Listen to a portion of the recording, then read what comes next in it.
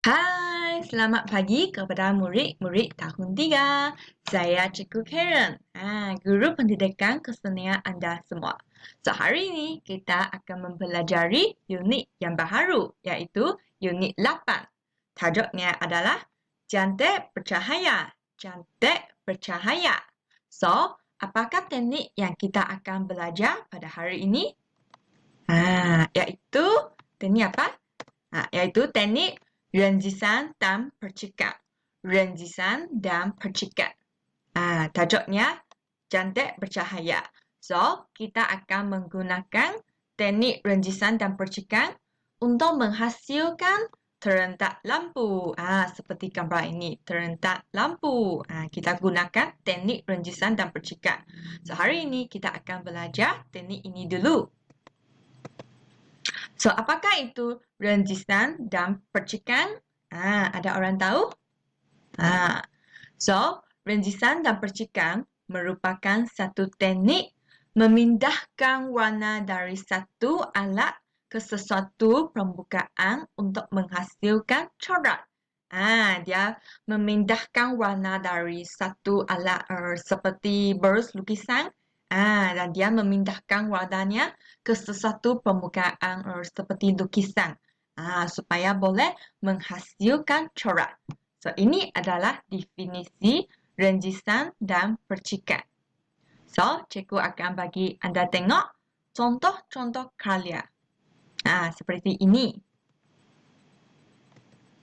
Dia adalah warna dari alat-alat seperti berus ataupun berus gigi dan dia memindahkan warna ke permukaan kertas dan dijadikan contoh-contoh ini.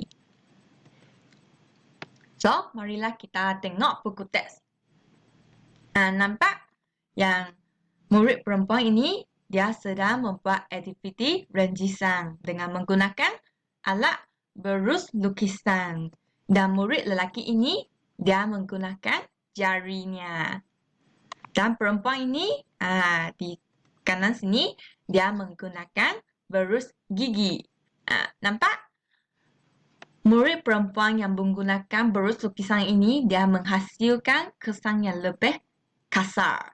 Dan murid yang menggunakan jari dia menghasilkan kesan yang sederhana kasar. Dan murid perempuan ini dia menggunakan berus gigi dan menghasilkan kesan yang paling halus. So, kita semasa kita membuat renjisan dan lukis percikan, dia akan menghasilkan kesan yang berbeza. Seperti ini, cikgu beri contoh. Seperti ini adalah kesan renjisan dan percikan yang kasar. Ini adalah sederhana kasar. Nampak jalinannya? Ini adalah sederhana halus. Dia halus sikit. Dan ini adalah kesan jalinan yang paling halus.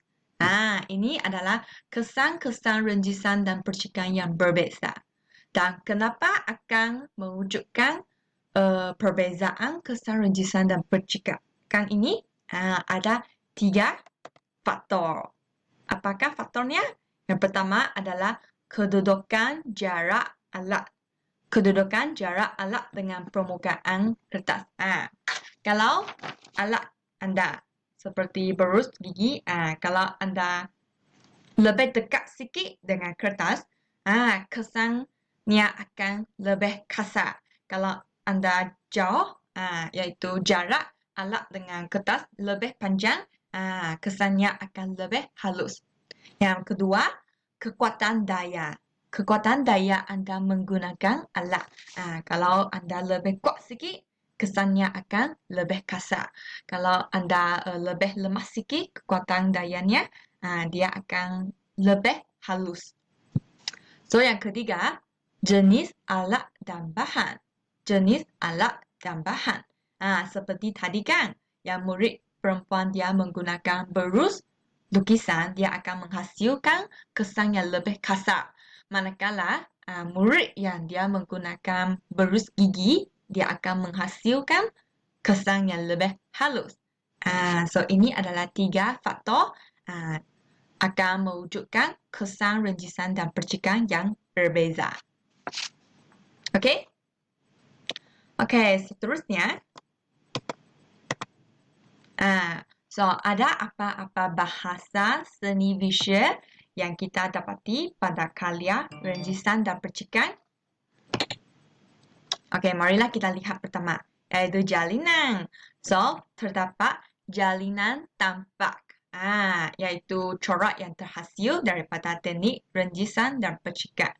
Jalinan tampak. Maksudnya dia hanya dapat dilihat tapi tidak dapat disentuh.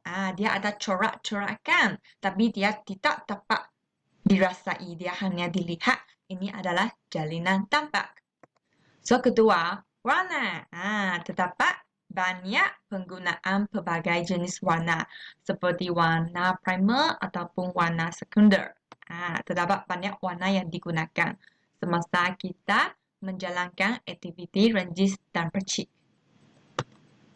So, ketiga adalah kontra. Kerana perbezaan warna-warna yang digunakan. So, dia akan menunjukkan kontra warna.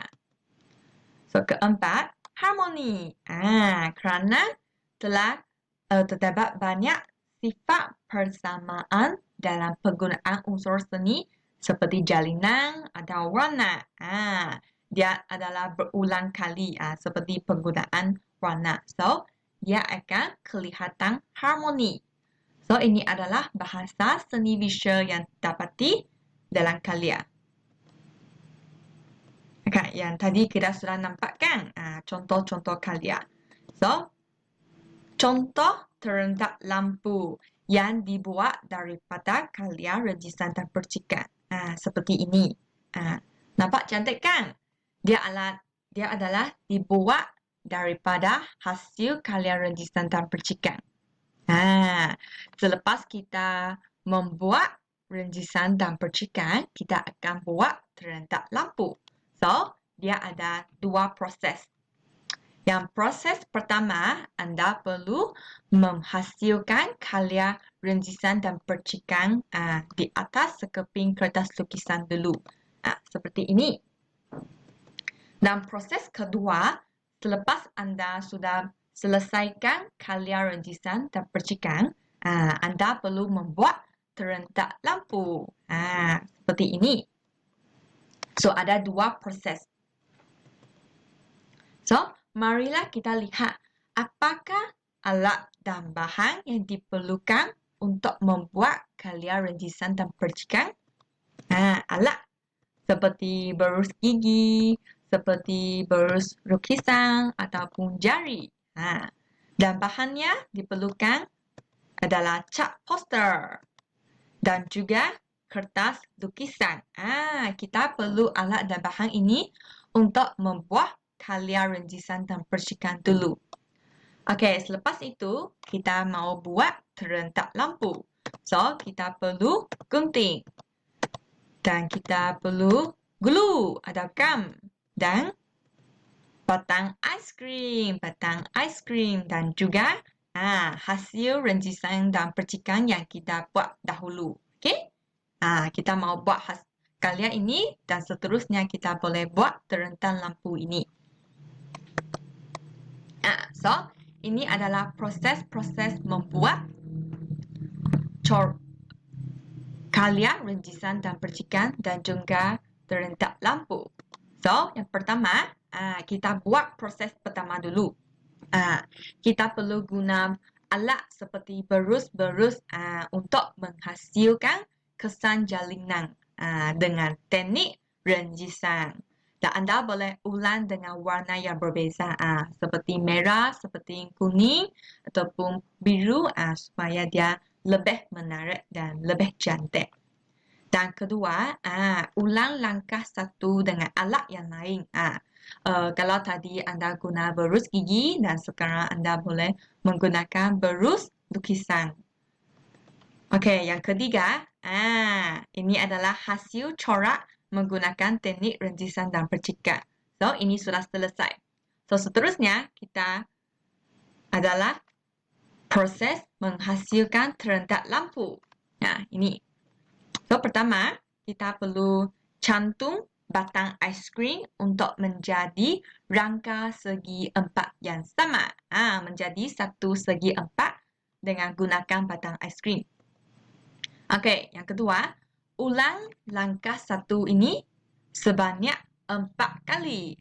Kita perlu membuat 4 segi 4 ini. Okey? Yang ketiga, lekat rangka segi 4 sama pada kertas bercorak renjisan. Kita lekat rangka segi 4 itu pada kertas karya renjisan dan percikan yang kita tadi buat. Okey, dan guntingnya. Nampak? Anda lekat dulu dan anda perlu gunting. Dia akan menjadi ini.